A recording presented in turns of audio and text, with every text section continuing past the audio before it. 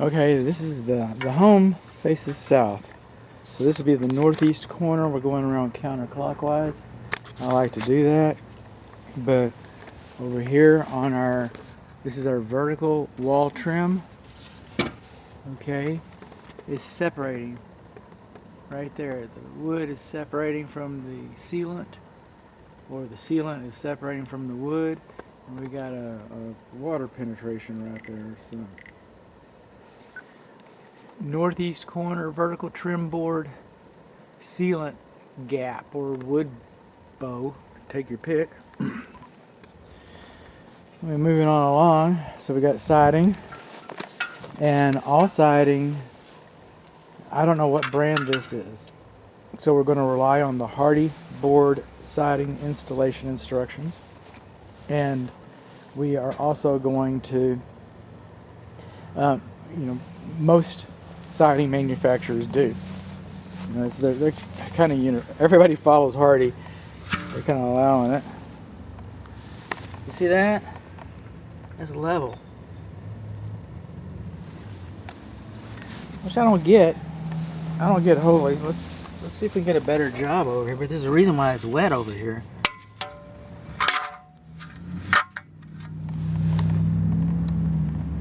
Oh. Let's be fair.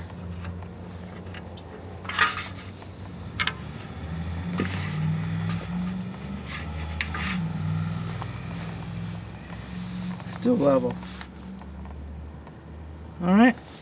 The level's not drainage. Come over here. Let's try this one. Water. This is the high side. Water's going down towards the house. This is level. This is not drying like it should. So the grass roots are dying. I believe the grass should be able to germinate. I think that's what the National Association of Builders maintain, that grass should be able to germinate. If it doesn't germinate, it's not performing. According to the National Association of Home Builders, excuse me, NAHB. According to them, your grass should be germinating. Alright, I'm not talking about the International Residential Code. I'm not talking about the Texas Real Estate Commission Standards of Practice for Home Inspectors. I'm not talking about the American Society for Home Inspectors SOPs either, which everybody agrees with the National Association of Home Builders, and since the builder is a member of that. Now, over here, this one probably marginal. This one is definitely too close. Okay, lawn sprinkler heads shouldn't be any closer to the structure or to the flat work. Like that's a patio or a sidewalk or a driveway. That's flat work. It shouldn't be any closer than 5 inches, and that's definitely closer than 5 inches. So we got a lawn sprinkler head that's too close. We got level grading and drainage at our northeast corner of the house. Our swale, you can tell that they attempted to make a swale. Alright, and it looks to me like they're taking the water around that way. Okay, according to the swale, it looks like they're taking the water around that way. Now, are they? I don't know. Because water, what about all this water? Where does all this water go? It goes next to your house. I'm going to come over here. Fences are beyond the scope of this inspection.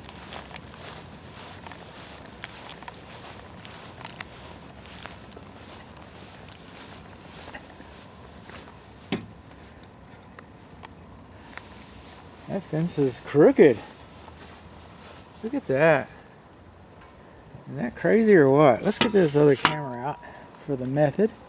How come your fence is so crooked? It's only a year old.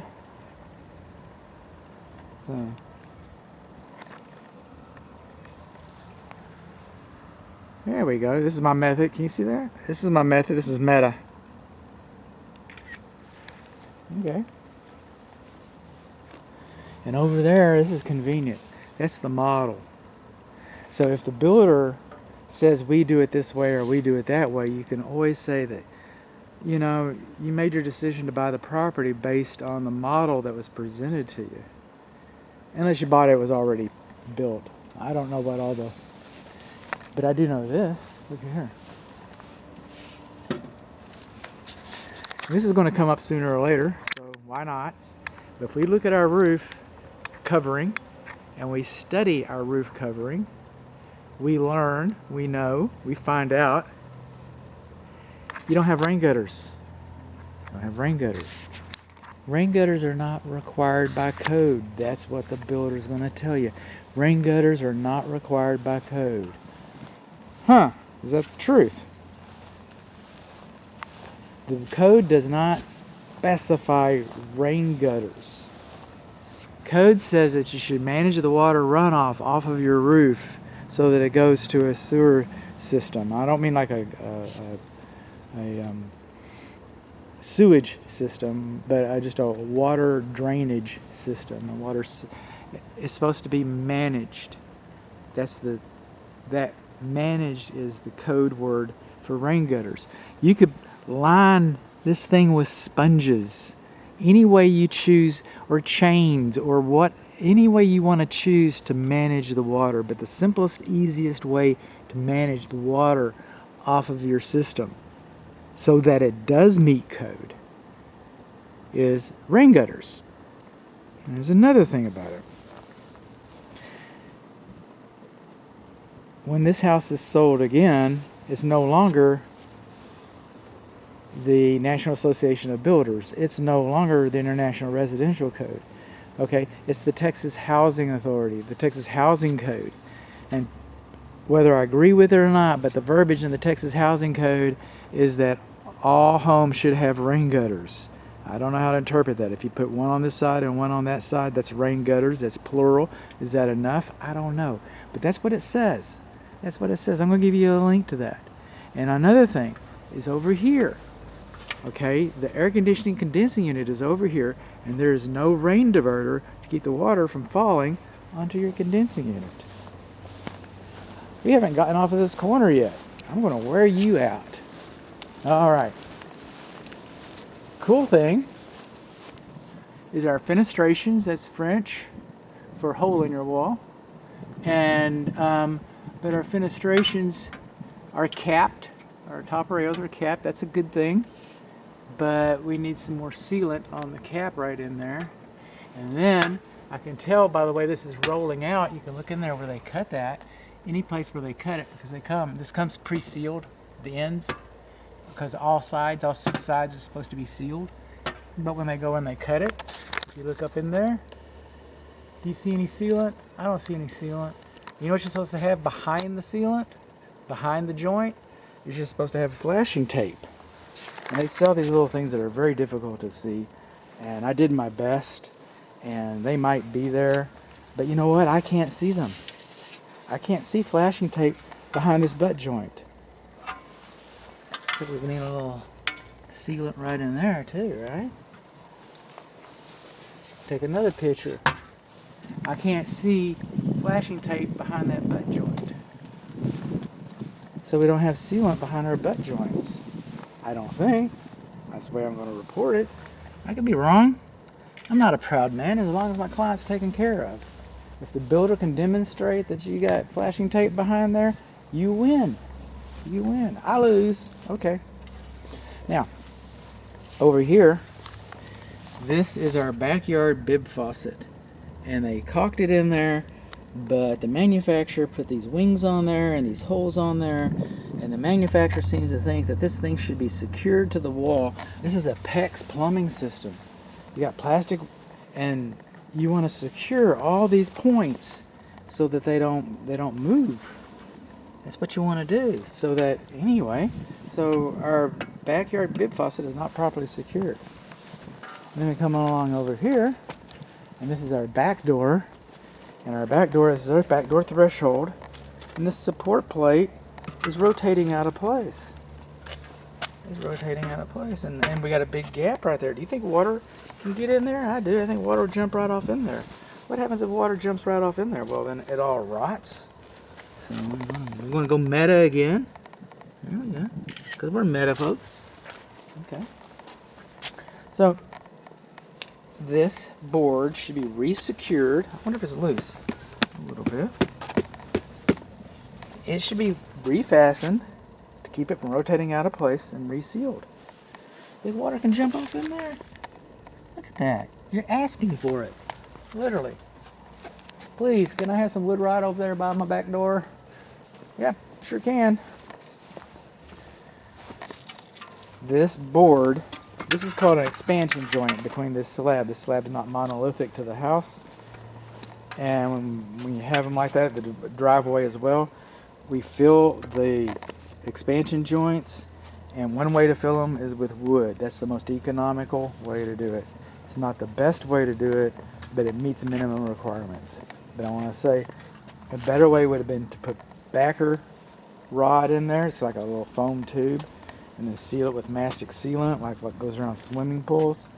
And that would have been a better way to do it. But that doesn't make this wrong. But a characteristic of using wood inside of your foundation extension, or foundation extension expansion joints, is that it rots, and it's attractive to wood destroying insects after a few years or whatever. But this is, and by the way, this is cellulose. This wood that rots is drawing this water up out of the ground. Okay, it's going to bring it up into this board right here. This is a target rich area. It's a target rich high I'll think of a word in a minute. High probability, I'll think of a word in a minute. I'm a thinker. Well, some of our sealant over here on this corner needs to be redone as well. Now, if we were doing a wood destroying insect report, and we're not, it's too soon for wood destroying insects. Alright, so if we were doing a wood destroying insect report though, I would have to write that your kitchen sink is conducive to wood destroying insects. Everybody wants a kitchen sink.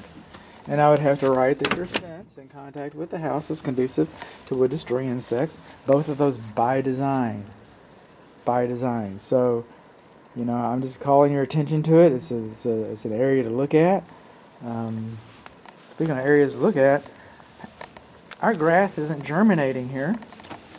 We're losing our root system. I just threw this stick down. The stick says it is level. And if you look inside of here, wait a minute. How does that keep doing that? If you look inside of here, see that green? Okay, that's moss. Why is moss growing there? Because it's not draining like it's supposed to. Because it's not draining like it's supposed to. Okay. Now this right here, some people call these expansion joints, and you can call it what you will. I call it a control joint. They're necessary. Okay, you can't have this much brick in this part of the country and not expect some movement. We're on expansive clay soil, so this kind of controls the movement. Like you see the lines in the street. Those lines in the street are for the same reason, so that if you get cracks, hopefully you don't get the stair step cracks all the way through the system. But if you do get cracks, okay, you do have enough movement. Hopefully this will absorb most of it. All sealants dry. All sealants pull away. If this dries and pulls away, then it's going to allow water into the house. More water than it was designed. Because brick is very porous. Okay? Brick is a very good building material. You could burn this house down. I mean, it could burn down. I'm not going to say you would do it. But the house could burn down and you could reuse the brick. And it's a very good insulator. So it's got a lot of good properties. That's why architecture is regional. That's why we're putting brick, just about everywhere we can. Everywhere we can afford it anyway. And so, but a characteristic of brick is that it's porous and it leaks. So we have these areas around here called weep holes.